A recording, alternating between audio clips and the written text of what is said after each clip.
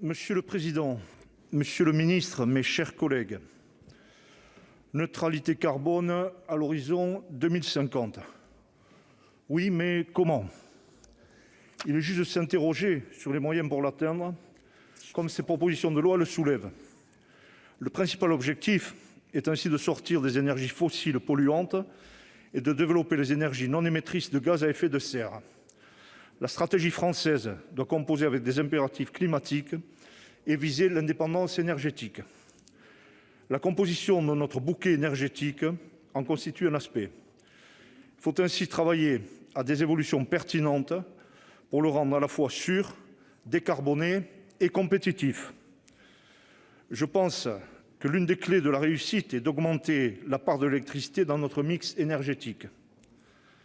La décarbonation de secteurs entiers de notre économie sera un élément crucial. Je pense que la priorité doit aller vers les secteurs industriels fortement émetteurs comme l'acier, le ciment et les transports. Les demandes augmentent et les émissions doivent baisser. Si nous parvenons à décarboner ces secteurs, l'effet d'entraînement sera immense. L'énergie nucléaire, fleuron de l'industrie française depuis les années 70, a le mérite d'apporter une solution à la décarbonation de notre mix énergétique, comme l'a fait remarquer Brice Lalonde. C'est un atout à préserver, comme le souligne la proposition. C'est le point névralgique du débat électrique en France.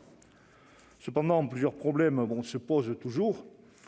Premièrement, il faut préserver et développer notre savoir-faire reconnu en la matière et poursuivre les innovations technologiques qui nécessiteront de lourds investissements.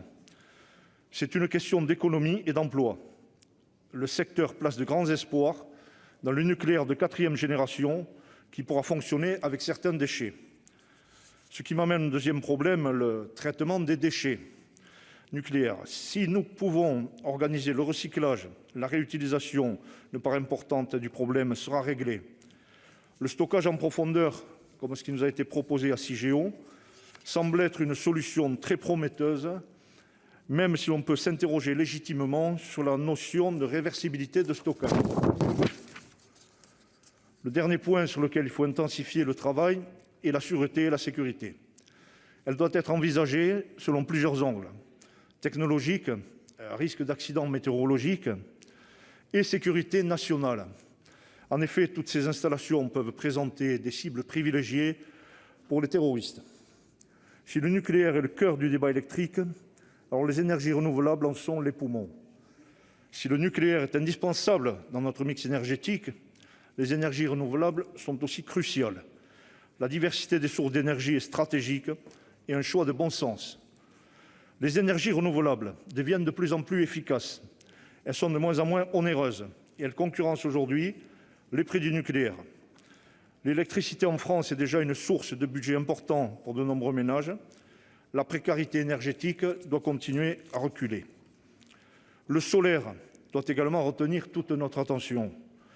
Les progrès déjà réalisés dans ce domaine sont immenses et la technologie avance à pas de géant. Je pense notamment au taux de recyclabilité des panneaux solaires. Par souci de compétitivité, les futurs investissements dans ce secteur, comme dans celui des batteries ou de l'hydrogène, doivent être réalisés à l'échelon européen. D'autant plus que dans ce domaine, nous dépendons fortement des fournisseurs asiatiques. Bien sûr, j'ai lu dans la proposition de résolution toutes les craintes autour de l'intermittence des énergies renouvelables et de leur stockage. Là encore, je crois que les innovations technologiques sont d'ampleur et que les solutions sont désormais à portée de main. Nous devons poursuivre inlassablement le travail et les investissements afin de permettre l'émergence de solutions nouvelles, comme celle qu'apporte l'hydrogène via la conversion d'électricité en gaz.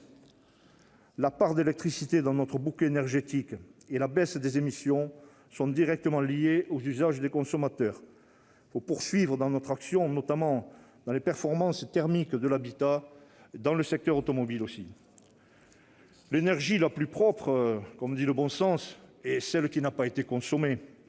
Mais si nous voulons éviter à l'avenir de cruelles déceptions, attachons-nous à afficher des objectifs réalistes au lieu de faire de la communication politicienne, fantaisiste et complètement utopique. La parole est à Monsieur Daniel Salmon du groupe Écologie.